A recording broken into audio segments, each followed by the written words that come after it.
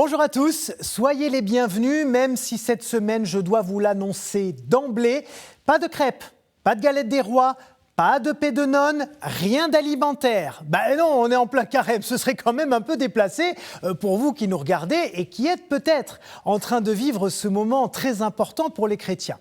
Alors oui, c'est vrai, la société d'aujourd'hui n'incite pas vraiment à faire le carême à fond. Entre les pubs à la télé, sur les réseaux sociaux, vous savez, pour les aliments gras, sucrés, salés, là, manger, bouger, les petits déjeuners d'affaires par-ci, par-là, les gâteaux qu'on partage entre collègues, les notifications sur les téléphones, ça devient carrément compliqué. Allez, en guise de plat de résistance, sain et autorisé, je vous propose de comprendre d'où vient le carême et pourquoi il dure 40 jours.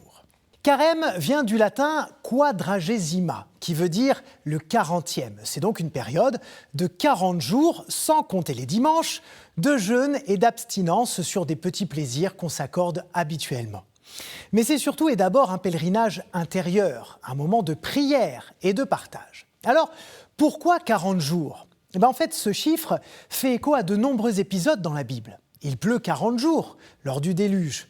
Le peuple juif passe 40 ans dans le désert avant d'entrer en terre promise. Et Moïse reste 40 jours sur le mont Sinaï avant de redescendre avec les tables de la loi. C'est donc un temps de gestation. Et d'ailleurs, une grossesse humaine dure environ 40 semaines. Mais la référence principale, c'est quand même la bataille livrée par Jésus contre les forces du mal, également dans le désert. Souvenez-vous de ce passage de l'Évangile selon saint Matthieu. Après 30 années de vie comme charpentier à Nazareth, le Christ commence son ministère et c'est le moment que choisit l'Esprit Saint pour l'entraîner dans le désert. Pendant 40 jours et 40 nuits, Jésus va éprouver sa foi en luttant contre les tentations du diable dans la prière et le jeûne. Après ce combat, le Christ choisit ses premiers disciples et son histoire se poursuit telle qu'on la connaît tous. Au IVe siècle, et même un petit peu avant, on jeûnait au moins pendant les 40 heures commémoratives de la mort de Jésus, c'est-à-dire du vendredi soir au dimanche matin. Donc au départ, ce jeûne avant Pâques était un rite de tristesse et de deuil. Mais très vite, on choisit ce temps pour la préparation des catéchumènes au baptême, une période qui durait 40 jours. Même chose d'ailleurs pour préparer les pénitents, admis à être réconciliés le jeudi saint.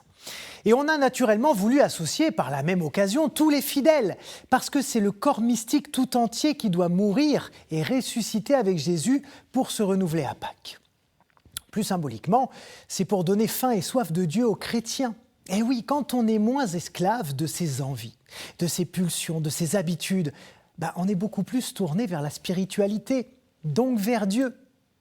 Comme je vous le disais en début d'émission, il est évident qu'aujourd'hui, toutes ces privations, pour beaucoup de croyants, surtout pour les jeunes, ça peut paraître un peu vintage. Mais justement, est-ce qu'à une époque où tout va trop vite, ce ne serait pas pile poil le moment pour les chrétiens de redécouvrir ce que Jésus a montré au désert ? C'est-à-dire que vous pouvez résister et reprendre le contrôle de votre quotidien. Je dis ça comme ça. Pour les jeunes, ça peut être se priver des réseaux sociaux les vendredis, par exemple. Pour les autres, de cigarettes ou d'alcool. Enfin, en tout cas, me concernant, je ne me priverai surtout pas de vous retrouver la semaine prochaine pour de nouvelles aventures.